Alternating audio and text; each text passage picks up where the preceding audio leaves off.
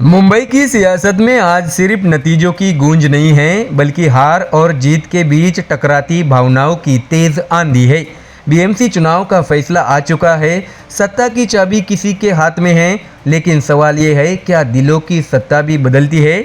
नतीजों के बाद मातोश्री के बाहर जो तस्वीर दिखी वो हार की नहीं, हुंकार की थी। उद्धव ठाकरे जनता के सामने आए और बोले, यह जीत नहीं, मुंबई को गिरवी रखने का सौदा है।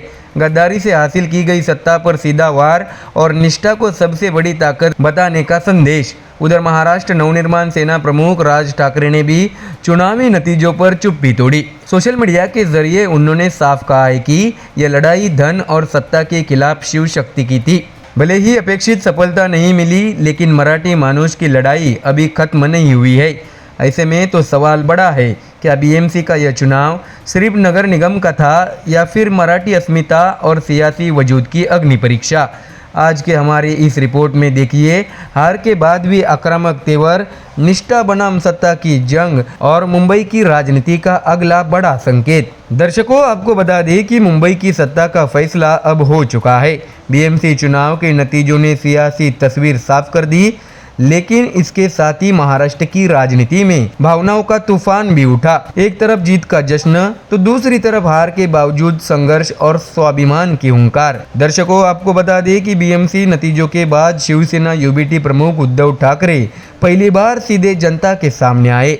मंच नहीं था, माइक नहीं था, बस मातोश्री के दरवाजे और सामने खड़े पार्टी कार्यकर्ता। जानकारी दे कि उद्धव ठाकरे का लहजा शांत था, लेकिन शब्दों में आग थी। उन्होंने ये साफ कहा है कि जो जीत हासिल की गई है वो मुंबई को गिरवी रखने की जीत है। गद्दारी करके सत्ता पाई जा सकती है, लेकिन निष्ठा कभी नहीं खरीदी जा सकती। ऐसे में उद्धव ठाकरे ने कार्यकर्ताओं को संबोधित करते हुए ये भी कहा है कि इस चुनाव की असली विजेता जनता है, हम सिर्फ एक माध्यम हैं। उन्होंने कहा है कि कठिन हालात में भी जो नतीजे आए हैं वो गर्व करने लायक है। कागजों पर शिवसेना को खत्म किया जा सकता है, लेकिन जमीन पर खड़ी शिवसेना को कोई खत्म नहीं कर सकता। इसके साथ ही उद्धव ठाकरे ने सीधे सीधे महायुति पर हमला बोलते हुए कहा है कि इस चुनाव में सत्ता, धन, दबाव और एजेंसियों का खुलकर इस्तेमाल किया गया। साम दाम दंड भेद सब कुछ आजमाया गया। गद्दार चले गए, लेकिन हमारी निष्ठा को कोई खरीद नहीं सका। उद्धव ठाकरे ने आगे ये भी बताया है कि शिवसेना का सपना अब भी जिंदा है, बीएमसी में अपना महापौर। उन्होंने कहा है कि अगर ईश्वर की इच्छा होगी तो वो दिन भी आएगा, मराठी मानुष इस पाप को कभी माफ नहीं करेगा। तो वही दर्शकों, इसके साथ ही भावुक होते हुए उद्धव ठाकरे ने कहा है कि मेरे पास आपके लिए सुविधाएं नहीं थी, धन नहीं था, लेकिन तन मन की ताकत थी और उसी ताकत ने उनके पसीने छुड़ा दिए। इसके साथ ही उन्होंने कार्यकर्ताओं से एकजुट रहने की अपील की और कहा है कि लड़ाई खत्म नहीं हुई है, जिद सबसे बड़ी ताकत है और जिद कभी बिकती नहीं। तो वही दर्शकों, इसके साथ ही उधर बीएमसी नतीजों के बाद महाराष्ट्र नवनिर्माण सेना प्रमुख राज ठाकरे की भी पहली प्रतिक्रिया सामने आई। सोशल मीडिया के जरिए दिए गए अपने संदेश में राज ठाकरे ने सस्नेह जय महाराष्ट्र करते हुए मनसे और शिवसेना के सभी निर्वाचित नगरसेवकों को बधाई दी। राज ठाकरे ने माना कि यह चुनाव आसान नहीं था। उन्होंने लिखा है कि यह लड़ाई अपार धनशक्ति और सत्ता की ताकत के खिलाफ शिव शक्ति की थी, लेकिन इतनी कठिन परिस्थितियों में भी कार्यकर्ताओं ने जो संघर्ष दिखाया वह काबिले तारीफ है।